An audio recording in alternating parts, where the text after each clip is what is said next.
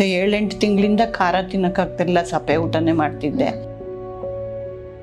ಊಟ ತಿಂದರೆ ಎದೆಲಿ ಉರಿಯೋದು, ನೋವಾಗ್ತಾ ಇತ್ತು. ಅವರು ಎಲ್ಲ ಟೆಸ್ಟ್ ಮಾಡಿರು, ಎಂಡೋಸ್ಕೋಪಿ, ಬಯಾಸ್ಪಿ, ಸಿಟಿ ಸ್ಕ್ಯಾನು ಎಲ್ಲ ಮಾಡಿರು.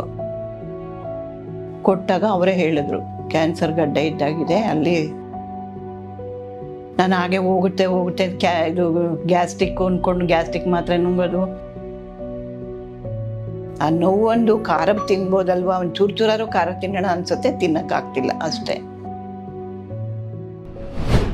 ಕಮಲಮ್ಮ, ಕೆಂಗೇರಿ, 70 ವರ್ಷ. ನಿನ್ನೆ ಗೊತ್ತಾಯಿತು, ಊಟ ತಿಂದರೆ ಎದೆಲಿ ಉರಿಯೋದು, ನೋವಾಗ್ತಾ ಇತ್ತು. ಅದಕ್ಕೆ ಹೋಗಿ ಆಸ್ಪತ್ರೆಯಲ್ಲಿ ತೋರಿಸಿದ್ವಿ. ಅವರು ಎಲ್ಲ ಟೆಸ್ಟ್ ಮಾಡಿರು, ಎಂಡೋಸ್ಕೋಪಿ, ಬಯಾಸ್ಪಿ, ಆಮೇಲೆ ಸಿಟಿ ಸ್ಕ್ಯಾನು ಎಲ್ಲ ಮಾಡಿರು. ಮಾಡಿ ಅವ್ರು ರಿಪೋರ್ಟ್ ಕೊಟ್ಟಾಗ ಅವರೇ ಹೇಳಿದ್ರು, ಹೋಗ್ರಿ ಕ್ಯಾನ್ಸರ್ ಗಡ್ಡೆ ಇದ್ದಾಗಿ. ನನಗೆ ಇಲ್ಲಿ ನುಂಗುವಾಗ ಇಲ್ಲಿ ಸ್ವಲ್ಪ ನೋವಾಗಿತ್ತು, ಅದಕ್ಕೆ ಅಲ್ಲಿ ಅಂತ ಹೇಳಿದ್ದಾರೆ. ಎಲ್ಲಿ ಅಂತ ನಂಗೆ ಅವರೇನು ಹೇಳಲಿಲ್ಲ.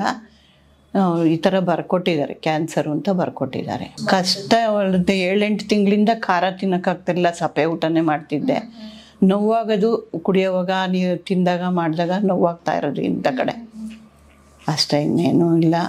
ನಾನು ಹಾಗೆ ಹೋಗುತ್ತೆ ಇದು ಗ್ಯಾಸ್ಟ್ರಿಕ್ ಅಂದ್ಕೊಂಡು ಗ್ಯಾಸ್ಟ್ರಿಕ್ ಮಾತ್ರೆ ನುಂಗೋದು, ಖಾರ ಸಪ್ಪೆ ಊಟ ಮಾಡ್ಕೊಂಡಿದ್ದೆ. ಊಟ ತಿನ್ನೋಕ್ಕೆ ನನಗೆ ಕಷ್ಟ ಇಲ್ಲ. ಊಟ ಒಳಕ್ಕೆ ಹೋದಾಗ ಉರಿಯುತ್ತೆ ಅಷ್ಟೇ, ಉರಿಯುತ್ತೆ, ನೋವುತ್ತೆ ಅಷ್ಟೇ. ಹೊಟ್ಟೆ ಒಳಕ್ಕೆ ಹೋದ್ಮೇಲೆ ನನಗೆ ಏನು ತೊಂದರೆ ಇಲ್ಲ, ಆರಾಮಾಗಿ ಜೀರ್ಣ ಆಗುತ್ತೆ, ಹೊಟ್ಟೆ ತುಂಬ ತಿಂತೀನಿ, ಎಲ್ಲ ಆರಾಮಾಗಿದೆ, ಮೋಷನ್ ಆಗುತ್ತೆ, ಎಲ್ಲ ಸಲೀಸಾಗಿದೆ. ಆ ನೋವೊಂದು ಖಾರ ತಿನ್ಬೋದಲ್ವಾ, ಒಂದು ಚೂರಾರು ಖಾರ ತಿನ್ನೋಣ ಅನ್ಸುತ್ತೆ, ತಿನ್ನೋಕ್ಕಾಗ್ತಿಲ್ಲ ಅಷ್ಟೇ.